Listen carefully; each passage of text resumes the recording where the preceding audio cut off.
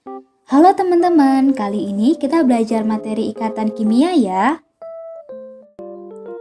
Perhatikan ruang kelas kalian. Adakah benda yang menempel atau menggantung, misalnya foto presiden, lampu, atau papan tulis? Mengapa sih benda-benda tersebut tidak jatuh ke bawah? Foto presiden tidak jatuh karena ada paku yang menahan dan mengikat pada tembok. Lampu tetap menggantung di udara karena ada tali atau besi yang mengikat di atap. Hal itu jika terjadi pada unsur-unsur kimia loh. Atom unsur ditemukan tidak dalam keadaan bebas, tetapi dalam bentuk senyawa. Atom yang satu dengan yang lain membentuk kelompok atom atau kelompok molekul. Seperti halnya dengan benda yang menempel, atom-atom tersebut tidak dapat terpisah secara spontan karena terdapat suatu ikatan yang membuat mereka tetap bersatu. Ikatan yang terjadi antara atom-atom dalam molekul disebut dengan ikatan kimia. Struktur Lewis. Terbentuknya ikatan antar atom hanya terjadi pada bagian luarnya. Ini menunjukkan elektron pada kulit luarlah yang berperan, yaitu elektron valensi. Elektron valensi suatu atom digambarkan dengan notasi yang disebut dengan struktur Lewis. Struktur ini dikemukakan oleh Gilbert Newton Lewis. Nah, perhatikan susunan elektron ke-8 atom pada tabel di atas. Elektron valensi terbanyak dimiliki oleh neon dengan 8 elektron yang merupakan golongan 8A. Susunan elektron golongan 8A merupakan susunan elektron yang stabil. Mengapa sih kok bisa stabil? Nah, bukalah kembali materi pada subbab konfigurasi elektron jika kalian lupa. Jumlah elektron valensi dari golongan gas mulia adalah 8, yang disebut oktet, kecuali helium, karena ia memiliki elektron valensi 2 yang disebut dengan duplet. Menurut Lewis, setiap atom mempunyai kecenderungan untuk membentuk konfigurasi elektron yang stabil seperti gas mulia. Nah, untuk memperoleh susunan elektron yang stabil, hanya dapat dicapai dengan cara berikatan dengan atom lain, yaitu dengan cara melepas elektron, menangkap elektron, maupun pemakaian elektron secara bersama-sama. Nah, setelah kita mengetahui konsep struktur Lewis, sekarang kita berdalam konsep tadi pada ikatan-ikatan kimia berikut ini. Ikatan kimia merupakan gaya yang mengikat dua atom atau lebih untuk membentuk senyawa kimia. Ikatan kimia akan menjaga atom tetap bersama-sama untuk membentuk senyawa kimia dalam keadaan stabil. Ada 3 jenis ikatan kimia, yakni ada ikatan ion, ikatan kovalen, dan ikatan logam. Ikatan ion. Ikatan ion bisa terjadi ketika satu atom memberikan elektronnya dan ada atom lain yang menerima elektron tersebut. Pada ikatan ion, ada serah terima elektron antara atom logam dengan non-logam akibat dari gaya elektrostatis. Salah satu contoh dari ikatan ion yang sering kita jumpai dalam kehidupan sehari-hari adalah NaCl atau natrium klorida yang biasa kita kenal sebagai garam dapur. Garam berwujud padat namun mudah rapuh. Garam memiliki titik didih yang sangat tinggi. Tahukah kamu mengapa garam memiliki sifat demikian? Sifat dari garam dipengaruhi oleh jenis ikatan kimia dan struktur senyawanya.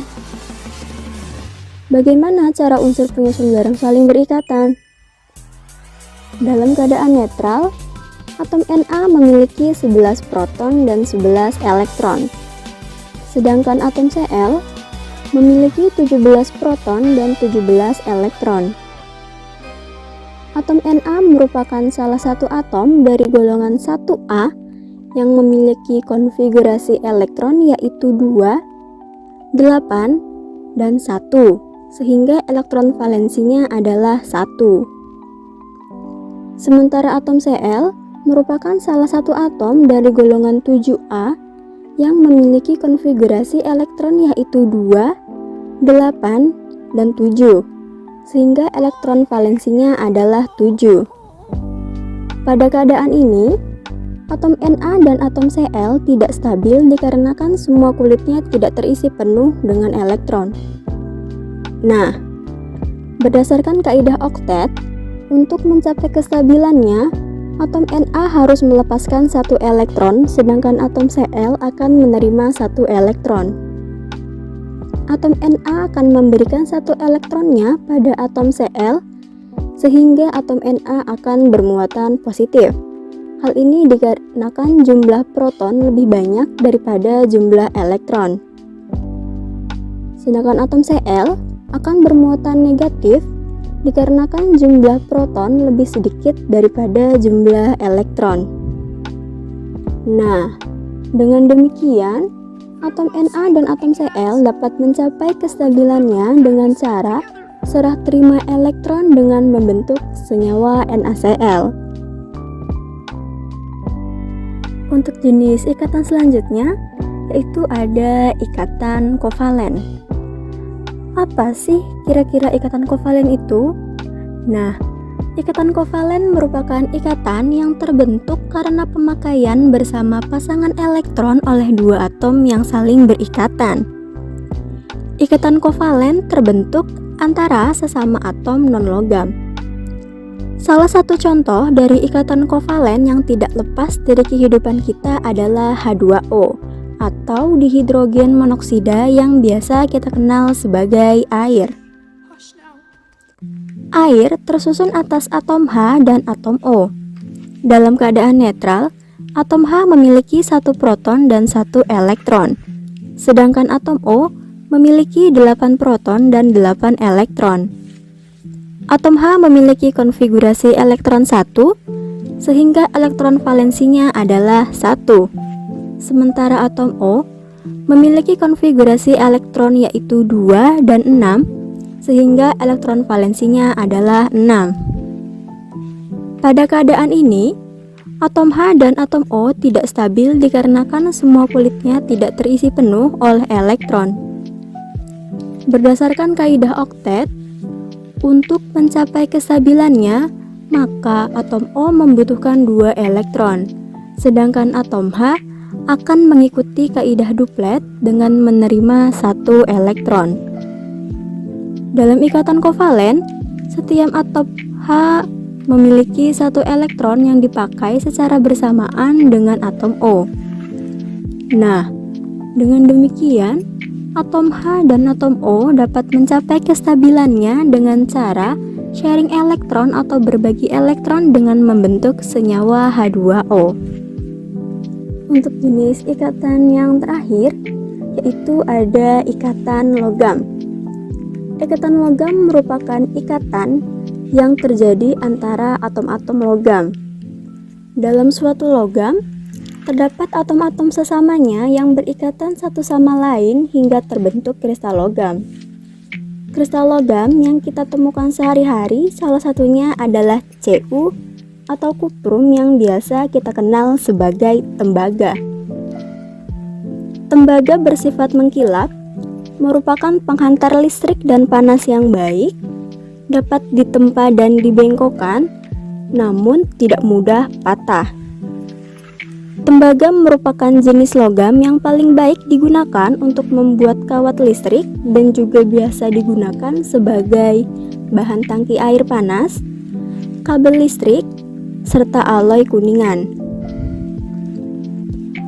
Logam melepaskan elektron untuk mencapai kestabilan sehingga menghasilkan ion positif atau kation. Ikatan logam dijelaskan oleh teori lautan elektron dari Drude Lorentz, yang mana menurut teori lautan elektron ini, kristal logam tembaga tersusun atas kumpulan kation Cu di dalam lautan elektron bermuatan negatif. Nah, jika kalian masih sulit memahami, kita bisa membayangkan di suatu belahan bumi, di situ ada sekumpulan pulau kecil yang dikelilingi oleh lautan. Nah, pulau-pulau tersebut bisa kita ibaratkan sebagai kation dan air lautnya bisa kita ibaratkan sebagai elektron valensi. Pada ikatan logam, setiap atom menyerahkan elektron valensi untuk dipakai bersama. Inti-inti atom berjarak secara beraturan, sedangkan elektron seolah-olah membentuk lautan. Kation Cu tidak bergerak dan dikelilingi oleh lautan elektron valensi yang bergerak bebas dalam kristal logam. Dengan demikian, akan ada ikatan antara atom-atom yang saling berdekatan dan akan terikat kuat menjadi logam yang berwujud padat. Ikatan inilah yang menyebabkan tembaga tidak mudah patah. Nah, gimana nih teman-teman? Ternyata tanya kita dan dia loh yang mempunyai ikatan, tetapi atom pun juga memiliki ikatan yang mengikat atom satu dengan atom yang lain. Karena suatu ikatan tersebut yang membuat mereka tetap bersatu. Nah, itulah penjelasan materi ikatan kimia dari kami. Terima kasih dan semoga bermanfaat. See you!